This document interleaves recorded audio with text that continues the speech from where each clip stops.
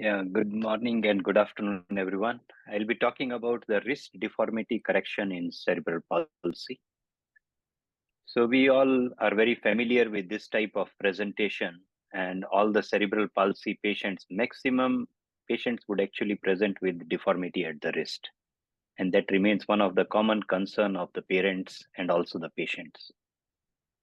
I think in India, one of the main reason why these patients present around the teenage is because that time they start thinking about their posture, and the paralyzed look what a person gets by the flexed wrist is the one which brings them very often. Yes, it does cause functional disabilities because when the wrist is flexed, the grip strength would be much less. And with a flexed wrist, the fingers have to work much harder to open up to pick up various objects. And we can see the patients often would have a good finger flexion, but the flexed wrist itself would make them look very disabled and also make them feel as if the function of the hand is not good. So when you are correcting a wrist deformity, you will have a satisfaction of getting an improved function and also an improved appearance, which patients generally like. However, it is quite challenging, like any other operation in upper limb in cerebral palsy patients, because we know that tendon transfers by long have been the operation treatment for these patients, and these tendon transfers don't work as well as they work in trauma. So if there is somebody who is a trauma surgeon doing a lot of nerve surgeries and then he progresses onto the spastic upper limb, they would be really very depressed seeing that the outcomes they are getting is not as what they were getting in trauma. That is because the tendons don't really follow the rules of tendon transfer, that they don't work in the correct force and they don't work in the correct phase, and many times you will not be able to find out what is the actual power of the muscle because of the spasticity. And these all lead to all the challenges in spastic upper limb.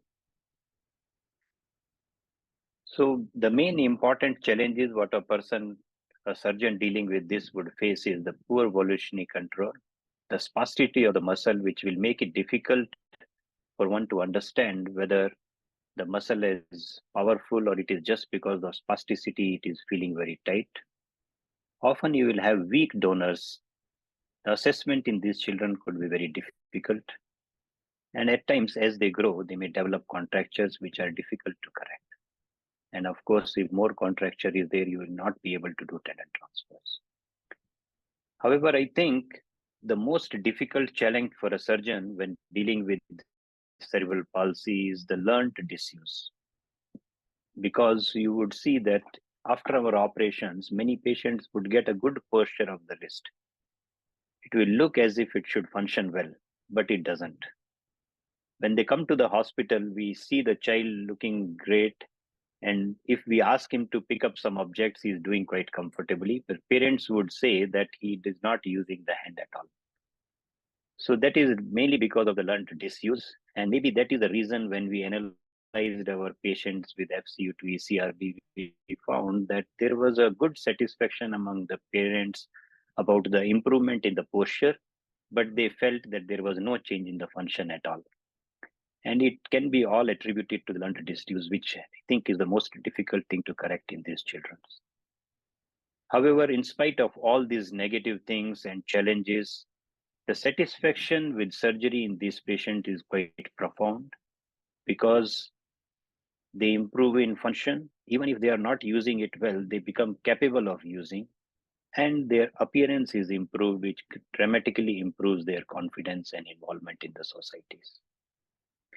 Hence, as a surgeon, hand surgeons, I think most of the times we are very aware that we do operations where the functional improvement could be expected. But in cerebral palsy, improvement in appearance also should be given a top priority.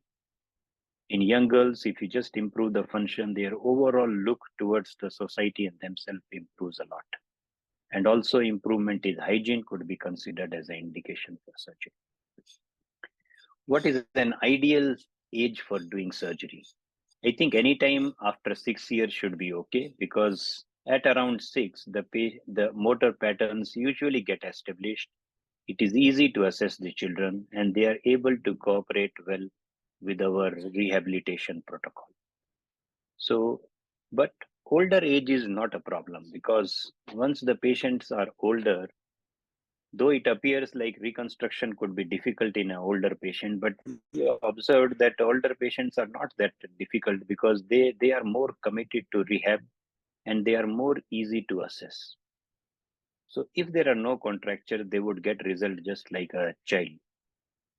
But we need to be very careful because older patient would have got adjusted to some abnormal adjustment patterns, and by our surgery, we should not disturb them. If we take care of that, then it should be fine. The next question what surgeon has to think of is whether to correct all the deformities from the shoulder to thumb at one stage or in multiple stages.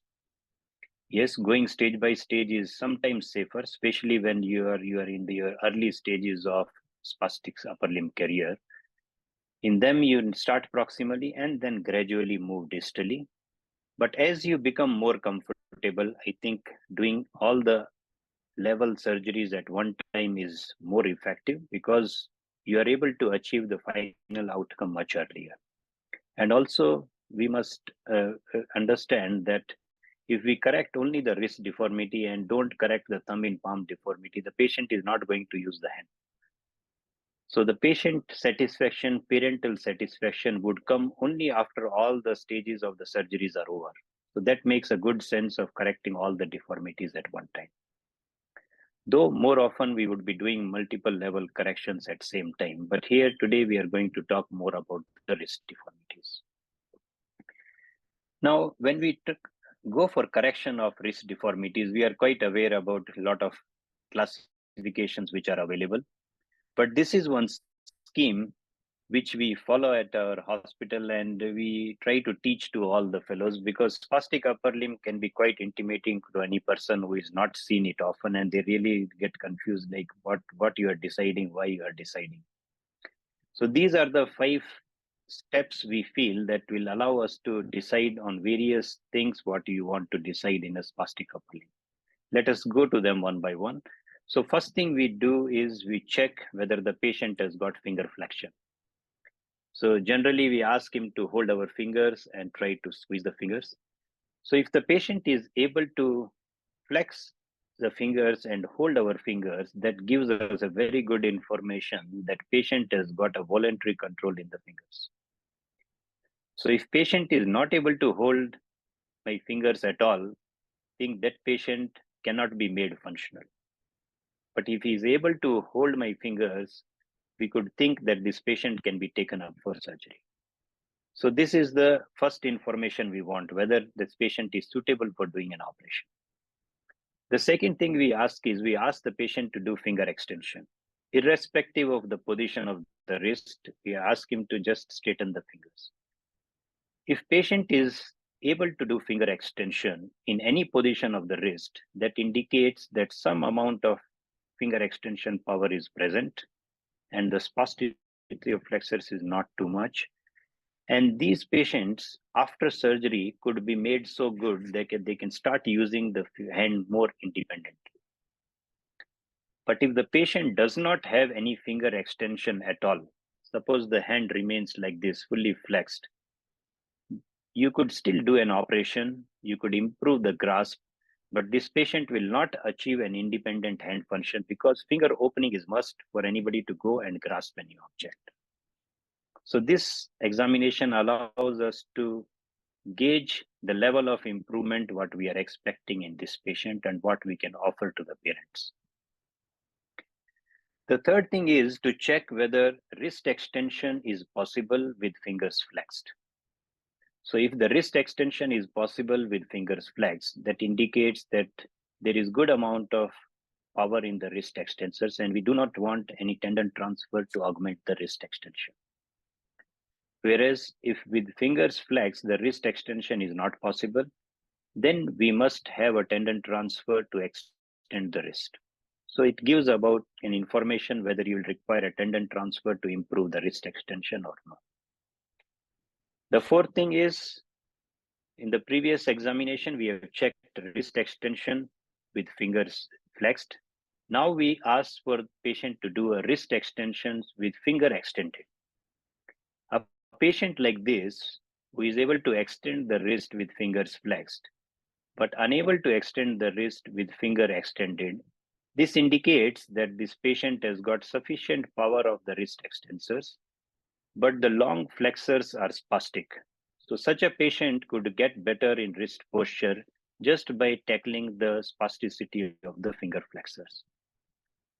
This level of tightness of the flexors can be judged by checking the Wogmack angle, and that will give us an idea whether you can do a fractional lengthening or you require more aggressive ways of lengthening or releasing the flexor tendons. The last thing we do is we stabilize the wrist and then ask the patient to extend the fingers. On stabilizing the wrist, if patient is able to get full extension, that means there is no spasticity of the long flexors. And this patient would not require any fractional lengthening of the long flexors. This is important to know. We should not do fractional lengthening for each and every case, because fractional lengthening does reduce the flexion power and also could result in swan neck deformity in many patients. So whenever it is required, we must do, yes. But when you stabilize the wrist and patient is able to do full finger extension, in those cases, you do not require to do a fractional lengthening. It's very uncommon, but it is the situation. So that is the first information we get by this test. The second information what we get is, if the patient was able to do wrist extension with finger flexed, that indicates that that patient has got very severe FCU overactivity. And if we do release or neurectomy of the FCU, we could get a good result. If the patient does not have finger extension actively, but passively you are able to extend, that would indicate that this patient would require augmentation of the finger extension. That is very uncommon, but it could be one of the reasons why the patient is adopting a flexed wrist posture just in order to improve their finger opening up. And by examining this, you should be able to come to that conclusion. So that's how, following all these steps, we can actually tell whether this patient is suitable for doing surgery, what could be our aim for surgical intervention in such a case, and what type of surgical intervention you would like to do for such a patient. Just putting the same 5 steps to this clinical case. Here, wrist extension not possible, even with finger flexed. So you need an augmentation of wrist extension, but good finger extension possible, and it is possible also with stabilized wrist. So that indicates that this patient only requires augmentation of the wrist extension and nothing required for the fingers. She undergoes an FCU to ECRB transfer without any fractional lengthening to get a good result. Whereas this example, a patient on stabilizing the wrist, not able to extend the fingers, that is because of the long flexor spasticity. And here we need to do a fractional lengthening of the fingers and also an FCU to ECRB transfer, and which we can expect to get a very decent functional outcome. Zancolli classification is the most commonly used and quite useful in categorizing and comparing the patient. However, we have just added an additional C category onto this, which you get to know while you are checking the finger extension with wrist stabilized, and this will tell us whether there is an FC overactivity which will require to be addressed, or there is weakness of the finger extension which can be addressed by doing your tendon transfer to EDC rather than to the wrist extensors. Now, when you are talking about the surgeries in spastic upper limbs, it is basically you are trying to reduce the spasticity or tightness of the spastic muscles and to release the contractures. And you want to augment the weak extensors, which are generally the wrist extensors. The contracture or spasticity can be reduced by doing an aponeurosis release, fractional lengthening, flexor pronator slide, flexor tendon lengthening, FDS to FDP transfer, in this order. So the initial options give the minimum amount of lengthening and the later one gives the maximum amount of lengthening. You could also consider doing a bone shortening or wrist fusion, which also could be effective, but they are usually kept as reserve. The augmentation of wrist extension is classically, it has been done by FCU to ECRB transfer, the famous Green's transfer. But of late, the ECU to ECRB transfer is gradually becoming more popular, and we will discuss why so. And as I mentioned earlier, if we find that the patient has got weakness of finger extension, we must carefully look for that, and we could transfer our tendon to the EDC as well. The nerve surgery in cerebral palsies are becoming quite popular now. We have tried all these operations and found that the result for elbow is great. The elbow result is quite nice, but we are still not very getting good result for the fingers, and the tendon transfer still remain the main operations what we do. The commonest operation for reducing spasticity by far is the fractional lengthening, where you divide the tendinous part at the musculotendinous overlap area, and you could roughly get about 1.5 centimeter of lengthening, and also it reduces the spasticity. The augmentation of wrist extension, which is the commonest operation required, could be done by FCU to ECRB or ECU to ECRB. FCU to ECRB, everyone is more familiar, and it is a commonly done operation. We have found it to be quite effective, but we must be very careful because FCU to ECRB could result in overactivity of the ECU, resulting in hyperextension contracture as the child is growing. And many of the children may be just holding the wrist up in tenodesis and not able to flex the wrist at all. So when you are doing an FCU to ECRB transfer, we must make sure that the tension is not much. We must make sure that the FCU is not overspastic. Otherwise, it will result in this hyperextension deformity, which actually could be more disabling than the flexion deformity itself. And this has been reported in literature in this paper, where there was a very high incidence of developing a wrist extension deformity. The ECU to ECRB transfer has been there for quite some time, but this article gives a very nice scientific proof and evidence for why the ECU could be a good transfer, because it was found that the ECU in most of these patients with flexion ulnar deviation deformity have a volar subluxation, and it starts acting like a flexor. And when it is acting like a flexor, it is a sort of deforming force, and removing that and putting on to the wrist could be really a very logical solution. So what we do is, when we are operating any patient with spastic hand, we routinely expose the ECU and pull and see how it is moving the wrist. It's very surprising that most of the patient with anything more than mild deformity, the ECU would be causing flexion of the wrist rather than ulnar deviation or extension. And this kind of ECU is quite suitable ECU to ECRB transfer, and FCU spasticity can be tackled by doing a fractional lengthening. This is some of the results of ECU to ECRB transfer. It can be done in very younger patients. This preoperative photograph, patient having a dynamic flexion posture, the ECU taken from the ulnar side and transfer onto the ECRB, and this is the kind of postoperative result you can get. The good thing about this transfer is it doesn't result in that kind of fixed extension posture, and since the FCU is maintained, they retain good amount of flexion at the wrist, and wrist looks more dynamic and more functional after the transfer. So presently, actually, many of our patients would have more often doing an ECU to ECRB transfer than FCU to ECRB transfer, and it works quite well. But there are many situations in which you would not have a patient who is ideal for doing a tendon transfer.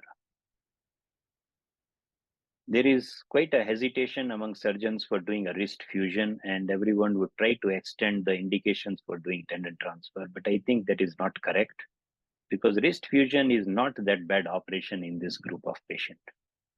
In fact, if we have a patient who is anything more than 14 to 15 years of age with this much severe deformities, especially if the FCR is not functional, and we know if FCR is not functional and we take away FCU, they are more likely to get into the extension posture. And if their finger extension is not good, then we consider wrist arthrodesis as a first option in these patients. And we have found that the results are quite good. So this patient who underwent a proximal row carpectomy and wrist fusion. Proximal row carpectomy allowed that much of bone shortening so that the spasticity could be reduced. The FCU, which was the only functioning wrist flexor, was in the second stage transferred to the EDC to get an finger extension. And FCR, which was weak, but it was put as a tenodesis for the thumb. You can see there is a good posture of the wrist. The fingers are opening up. The thumb is opening up. And she is able to quite comfortably pick up things and use the hand for all activities. By seeing some good results of wrist fusion and tendon transfer, we are quite comfortable in offering this patient to these teenage patients because it dramatically improves the posture of the upper limb and also the appearance of the patient as a whole. Such a severe deformity, immediately after the surgery, just in 2 months, you see the patient look more confident, and she also feels that she can do much better with her hand. It's a pre-operative video. We can see a severe deformity and patient really struggling to pick up anything. She was just having an extension possible in the index finger, and other fingers there was no extension possible.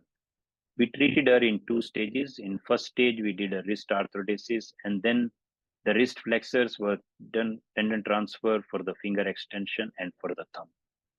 And this is the posture and the function what she attained. This is just about 6 months from the operation.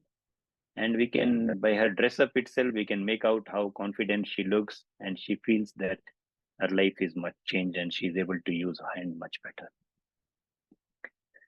So in the beginning, I think it is safe to go by staged reconstruction, as was our practice some time back, but now we routinely do multi-level surgery at a single stage.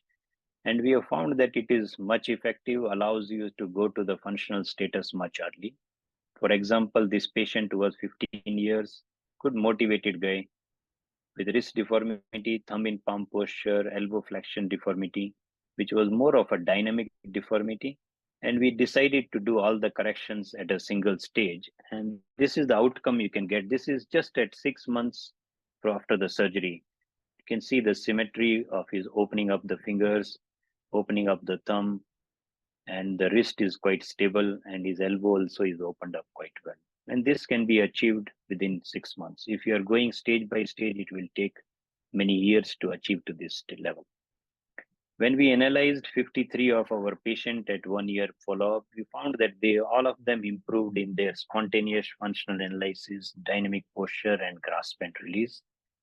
The best thing is, which applies mainly to our center, because patients come from far away place, and this allows a single rehab where the patient can stay near to the hospital and undergo rehab under supervision. And that, I think, has made a lot of difference to the patient satisfaction and also our outcome. Interestingly, we didn't find any effect of the age on the final outcome. And as you would have seen, many of the patients which I have shown in my presentation with good results are all more than about 15 years of age. In conclusion, I think in spastic upper limbs, the most important thing is assessment and repeat assessment. These patients, the operation and the outcome, what you are going to get, is often decided by the type of operation you decide for them. Just to emphasize the importance of assessment, this patient who on first look looks like a wrist flexion deformity, and okay, we are going to require a tendon transfer for finger extension. But when we went through over the 5 steps of examining the wrist, we found that when you are stabilizing the wrist, he is not able to do any finger extension at all. And passively, the finger extension was possible. So he looks like he is able to extend the fingers, but when you stabilize the wrist, no finger extension, and passive extension was possible. So this indicates that this patient actually lacks extension power at the fingers, and once the FCU was transferred to the finger extensors, his wrist posture improved. He was able to open up the fingers well, and he started using the hand much more comfortably. So that is the importance of correctly examining the patient so that you can tailor to what the deformity requires. So having said that, often we would see patients who would, by normal rules of spastic upper limb, would appear that if they are not suitable for surgery, such a severe deformity, what function he is going to get? He's already 20 years and he may not be able to use hand at all. But I think talking to them well, under promising and involving the patient in their own care can take us long way. This patient, we first told that we are going to just improve the posture by wrist fusion. And then we did tendon transfer for finger extension and thumb extension. And then we corrected his swan neck posture. And ultimately, we could reach to this stage where this patient was difficult to control. He would go to gym, lift up heavy objects, and we always worry about the wrist plate inside. But he would actually send a message that he is quite okay and we should not worry about him. So I think with good involvement of the patient in their treatment care, proper assessment and decision making, letting them know what we can expect from the operation goes a long way and can be life changing for many patients. Thank you so much. Thank you, Praveen. This is a really hard topic because there are that many factors that it's difficult, but let's try. First question, Praveen. Yeah. How do you decide if you try to improve wrist extension or, let's say, hand function, if it's reconstructible or not? Is it based in max, house? How you decide to do surgery for the hand, not for wrist extension, for the hand or not? Yeah. So if the patient is able to grasp the fingers, I think that patient is our indication for doing operation. That patient can undergo operation. Okay, grasp finger. Yes. That's good. Yeah. So that's very practical, and that means that voluntary control is there. Yes, we will have difference in the expectations what you can have depending on how the tendons are functioning, but that patient can undergo operation, and that patient could be made better in the appearance and in the function. Yes. That's very nice. Anyone in the panel, or anyone in the audience, when do you consider that functional surgery for the hand is contraindicated? Praveen, I really I love the way you've put this together. And I think it's things that we've thought about, but not necessarily placed in such a specific schema. So I think kudos to you for doing that. And what's interesting is that we've sort of converged on, I mean, our experience has been very similar. Although I think we tend more towards flexor pronator slides than to wrist fusions. But I think, one of the things that that you mentioned was the Volkmann's angle, right? And I think Volkmann's angle is so important. And one thing that we've been talking about for years, but didn't have a name for it, we started calling a active Volkmann's, which is what's the wrist position that you can bring it where you have full finger extension, right? And that's exactly what you're alluding to. And this is something that Scott taught me. And I think that that's something that for those of you who are listening or watching this, I think it's so important, finger extension in addition to finger flexion. And if you take somebody who has obligate wrist flexion for finger extension, and you don't do anything about their finger flexors, and you bring their wrist up, they're just going to get stuck right here, which is the things you were saying. I just love the way you put this together, and kudos to you. Really, that's all I have to. I don't have any questions other than say that was great. Thank you. Anyone else in the audience regarding the question about when not to do surgery, not to do functional surgery in a spastic hand? Well, if I can go on specifically with your question, Chesko. So, I think it's really it depends on what your goals are, right? We still will operate on patients who have really who are stuck like this and really have no use of their hand. And what I found is sometimes when you do a flexor pronator slide, you'll actually get a little bit of finger flexion from those patients. But at least you can convert a hand that isn't usable to a hand that can be used as a paperweight. And that's kind of it's still moving up on the house classification a little bit, if they have some use of the hand versus not. So I think Praveen's point is really well taken. I don't think you're going to get function if their hand can open but can't close, right? So if they bring their wrist down and there's no functional, you're not going to get function. But nonetheless, from an appearance standpoint and from a just passive posture standpoint, I think you can still do a lot to help these patients. But again, you're not going to get function.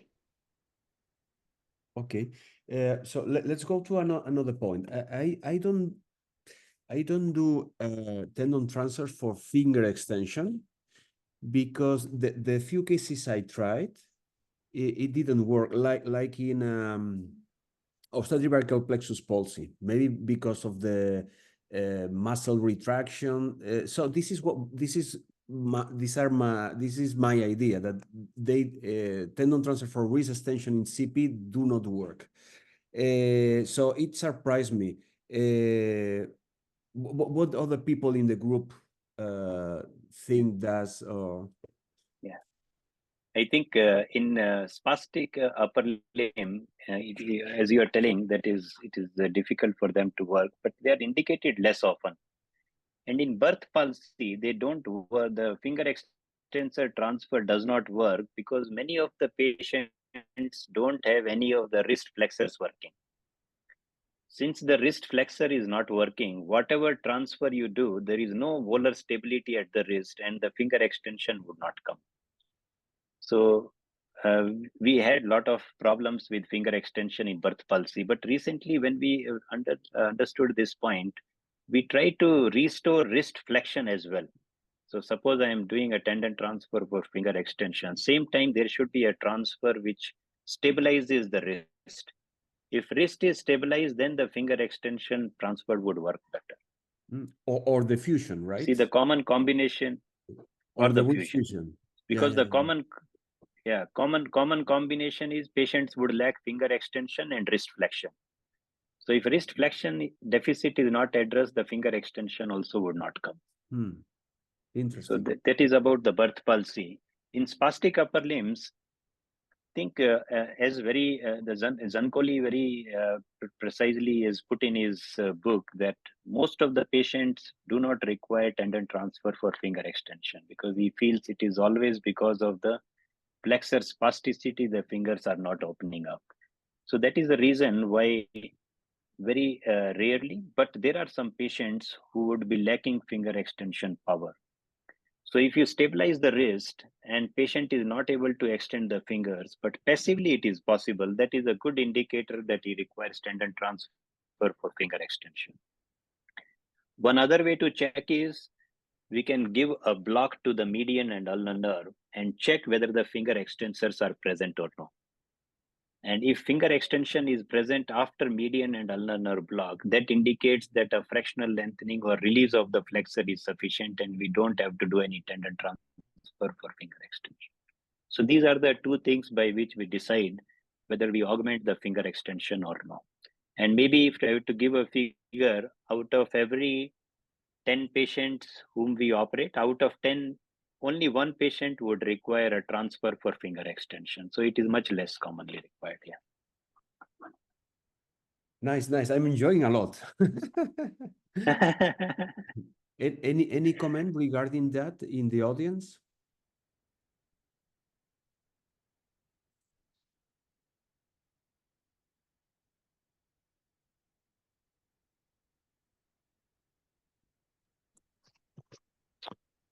Paco, just a comment. I think it's a basic problem with finger extension, right? It's that MCP joint extension is extrinsic and IP joint extension tends to be intrinsic. And it's hard to overcome that without one or the other. In other words, if you have intrinsic extension at your PIP joint, then it's easy to overcome MCP joint extension. But the lack of both, whether it be CP or BP or spinal cord injury, is just hard to overcome. You know, and I think that you have to do some form of stabilization of the MCP joint to allow for the extrinsics to extend the IP joint. I mean, it's basic Paul Brand biomechanics, as Praveen mentioned. I think it's a finger extension without wrist flexion is very difficult to regain. Praveen, the other problem we've had is if once you mess with the FDS and you get the swan neck deformity, because they're trying to use their extrinsic finger extensors to extend the wrist, and if you get a swan neck, it can be a cat chasing the tail. It can be a hard problem to solve. So my question, do you preferentially lengthen the FDP and try and leave the FDS behind, or you just go for both and deal with the swan neck? Yeah, I think we start with the FDP, but most often we don't get the finger deformity correction with FDP, and then we go for FDS also. But we try to be more protective to prevent any swan neck deformity. And if it develops, we correct it. Because unless the FDS is released, most of the patients will still continue to have the spasticity of the fingers. And how do you correct the, what is your technique to correct the swan neck deformity? You prefer technique? Yeah, I think after trying all the things, I think for us, the one which is working more reliably is the FDS stenodesis. FDS stenodesis, okay. Yeah. Well, since we've had the same, I've tried a lot the central slip tenotomy, and it's very unreliable. Even in the same hand, you'll get two fingers that work great and two fingers that just either can't. Usually, you just lose extension, and then you end up chasing your tail a little bit. So I think I'm starting to go in that direction as well. But I think also just to comment on the tendon transfers for finger extension, I think that this is where awake surgery can be really helpful. If you can determine, for example, that the FCR is volitionally activated, then it's really wonderful to be able to transfer that for finger extension. So I think there are multiple tendon transfers you can use for finger extension, including brachioradialis, and you just have to judge whether or not those things are moving actively. And I think that awake surgery can be very helpful. It doesn't have to be wide awake; they can be sedated, but it's very helpful. I don't know if you have experience with that, Praveen. Yeah, we tried for some, of course, in small kids, we will not be able to do. But when we have done up in little bit grown patients, we found that it was quite good, especially if you are doing a flexor pronator slide. It actually gives a quite good gauge of how much to release and how much aggressive you should be while releasing. Yeah, it is quite useful, I think so. Okay, let me open the last melon. ECU versus FCU. So you anyone in the audience, because you gave your vision, so anyone of the audience giving their vision? I will start. So I learned ECU to ECRB 20 years ago from Scott. And I really haven't done FCU to ECRB, really. I remember one case, and this patient got a dynamic supination deformity. So that's all my experience about FCU to ECRB. I've done always ECU with very good results, and I agree that some very flex wrist, the ECU is a wrist flexor. I noticed that. So these are my sense. Scott? You can unmute yourself, Scott. You can unmute yourself. No, you cannot. Yeah, so Paco, we've had the same experience.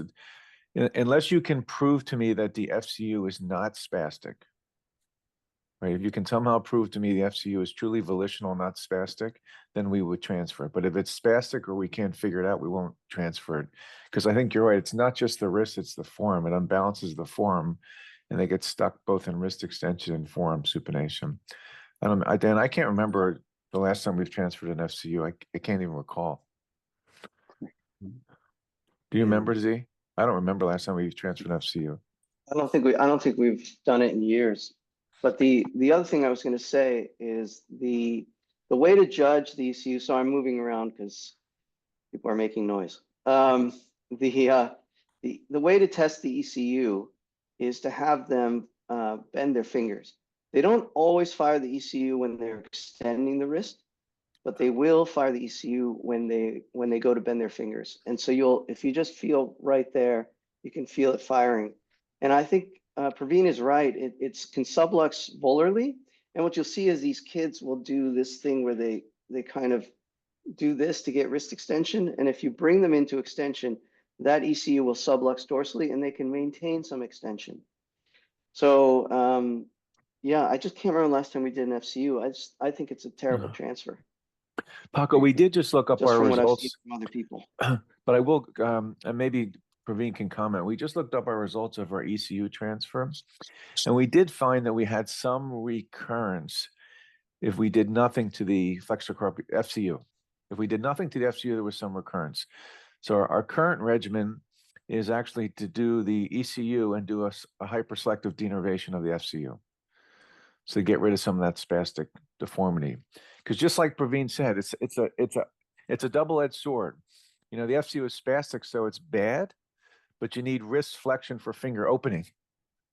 So if you hyperselective denervation, you weaken the FCU, and we hope that'll give us better balance with both opening and closing.